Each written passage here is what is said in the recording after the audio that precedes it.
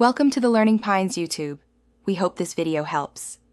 You need to act now. Install the extension you decided on and open the project root. Then, start the service, click Go Live for Live Server or Start Collaboration Session for Live Share. Once done, make sure files are saved and the chosen port is free. If not, change it. You will see a browser preview or a collaborative link.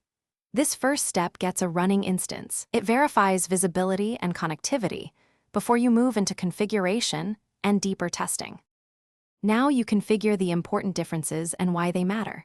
For Live Server, set the workspace root, enable auto-refresh, and map MIME types so assets load correctly in the browser. That fixes CORS and path issues. For Live Share, adjust permissions and choose whether to share terminals or ports.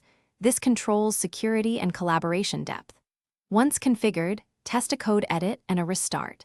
Live Server refreshes the page, while Live Share synchronizes cursors and breakpoints so multiple people can debug together. Finish by stopping the service, committing any configuration files, and documenting whether you used Live Server or Live Share and why. If something breaks, first change the port and clear the browser cache, then disable extensions that inject proxies or modify requests. Make sure to revoke Live Share access when finished and audit who has terminal or port access. If you still see problems, restart VS Code and try a new workspace. That often clears cached extension state and resolves stubborn connection issues.